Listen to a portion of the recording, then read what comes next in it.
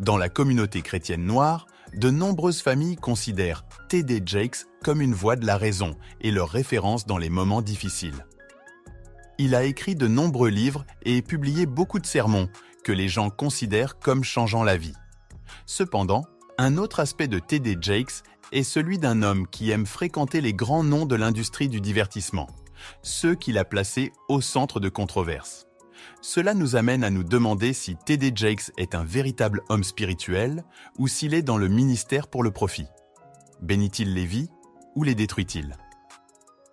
T.D. Jakes a vu le jour et a passé son enfance à Vandalia, en Virginie-Occidentale, au sein de l'un des secteurs aisés de la contrée. Il existe une voie publique baptisée du nom de sa famille. Ce « E » qui pourrait ne pas avoir une grande importance, mais cela suggère qu'il n'a peut-être pas vécu dans une pauvreté extrême comme il le soutient dans ses sermons. Le prêcheur déclare avoir été élevé sans électricité, sans couches jetables et sans accès aux nécessités fondamentales. Toutefois, cela n'est pas le sujet principal de cette vidéo. Ces derniers temps, en fait, depuis des années maintenant, T.D. Jakes fait l'objet de critiques sévères pour ses choix de vie séculiers en tant qu'homme religieux. Après avoir construit l'église de la Maison du Potier en 1996, il a connu une croissance constante, ce qui n'est pas surprenant au vu de ses compétences oratoires. Le pasteur sait comment livrer ses sermons, témoignages et peindre une image de la voix de Dieu.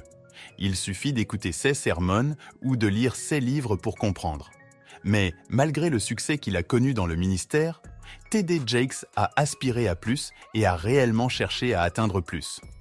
Vers 2023, T.D. Jakes est devenu le sujet de discussion lorsque Diddy a été accusé d'agression sexuelle par son ex, Cassie Ventura. Si vous avez regardé nos vidéos précédentes sur Diddy, vous vous souviendrez que nous avons partagé son amour pour les ébats bizarres et les soirées sexuelles sauvages. Malgré des actes si répréhensibles, T.D. Jakes semblait toujours être présent à de telles fêtes.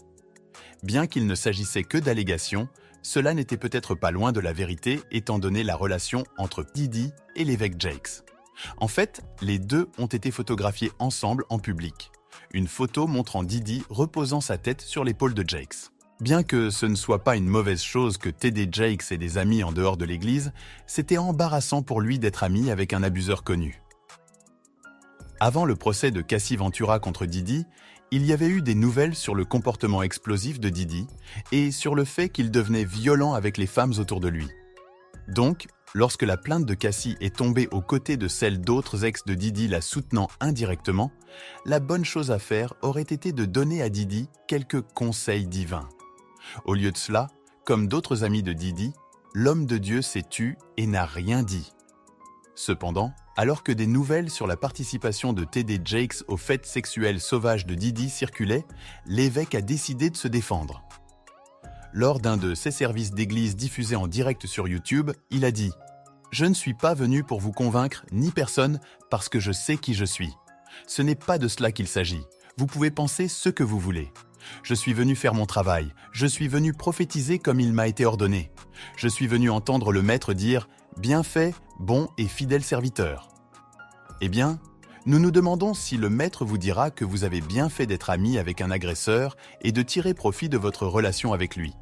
Comme si être associé à P. Diddy ne constituait pas suffisamment une atteinte à la réputation de T.D. Jakes, son fils, Jermaine Jakes, a été arrêté lors d'une opération contre l'homosexualité en 2012.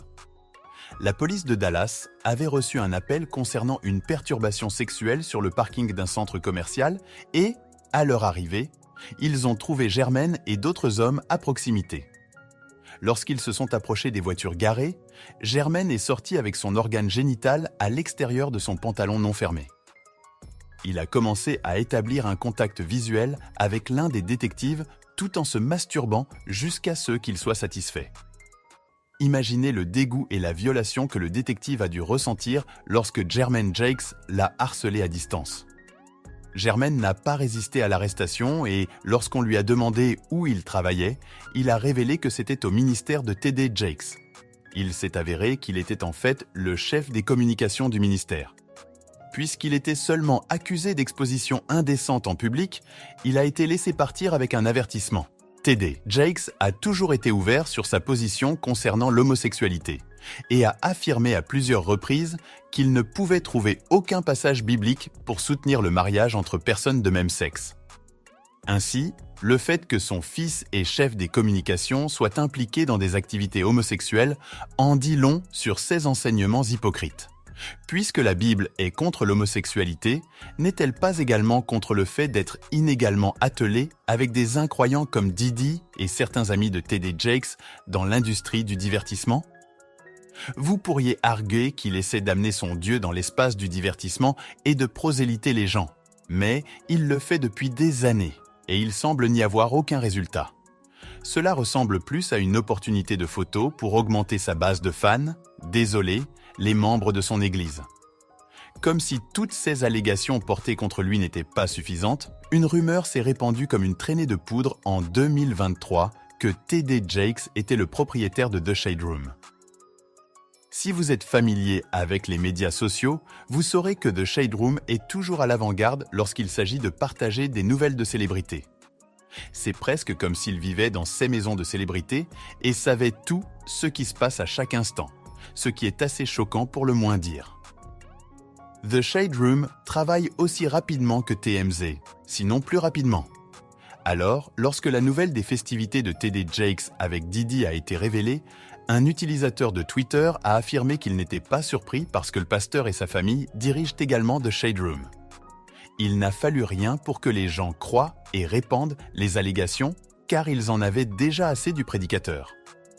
Malgré le fait de ne pas vouloir adresser directement les rumeurs, T.D. Jakes a décidé de clarifier les choses en disant qu'il ne possédait pas de Shade Room lors d'une interview. Il a dit que The Shade Room était un bon investissement, mais qu'il n'avait pas son argent dedans. La Bible ne décourage-t-elle pas les commérages ? Imaginez dire qu'un blog qui ne respecte pas la vie privée humaine est un excellent investissement en tant que pasteur ? Où commence et s'arrête alors votre boussole morale ? Maintenant, de toutes les allégations portées contre le pasteur, la plus choquante doit être lorsque Manasseh Jordan, l'un de ses anciens protégés, l'a accusé d'agression sexuelle. L'histoire ne fait que s'assombrir à partir de là. Alors, préparez-vous. Les leaders religieux ont tendance à prendre sous leur aile les jeunes sous le couvert du mentorat, où ils leur fournissent des conseils et les forment à devenir des disciples et à emmener l'Église dans d'autres parties du monde. Bien qu'il ne soit pas mauvais de vouloir former ces jeunes dans la voie supposée parfaite du Seigneur, cela s'accompagne généralement de beaucoup d'abus et d'isolement.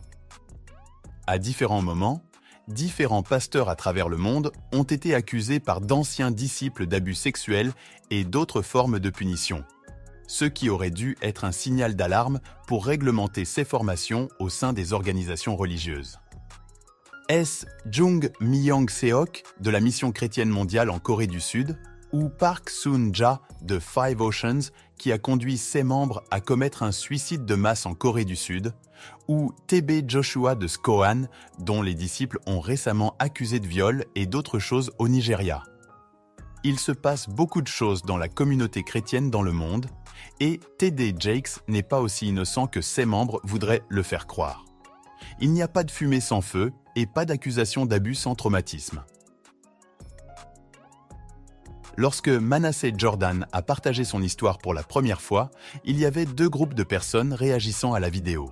D'abord, nous avions les fans bien-aimés de T.D. Jakes qui croyaient qu'il n'y avait aucune façon que l'histoire puisse concerner leur ministre parfait qu'ils adorent au nom de Dieu. Il était trop éloquent et populaire pour vouloir ternir son image ainsi.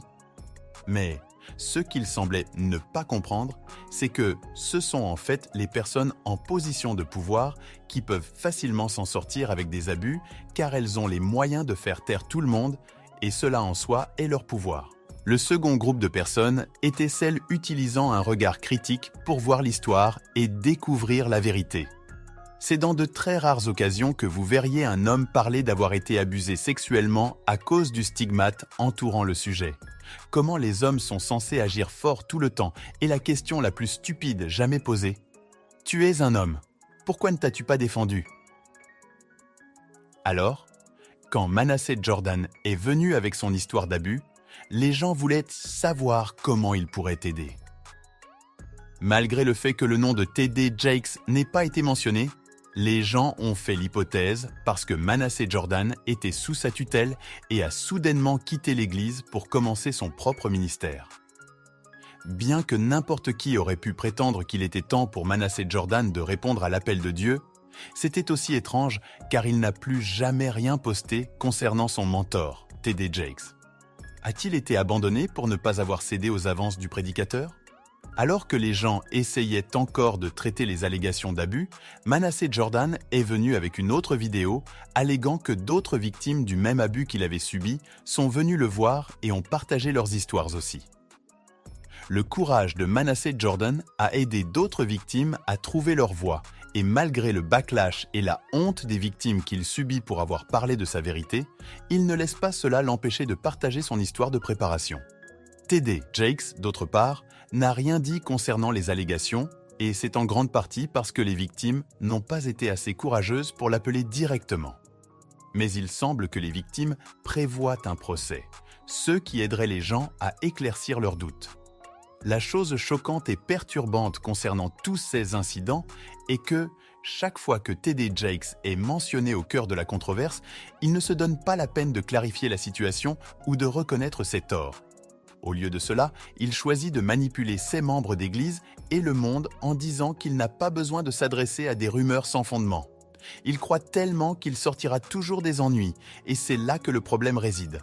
Pour quelqu'un qui est ouvertement homophobe, T.D. Jakes est toujours au centre de la controverse gay, et cela devrait nous faire remettre en question tout ce que nous savons sur cet homme.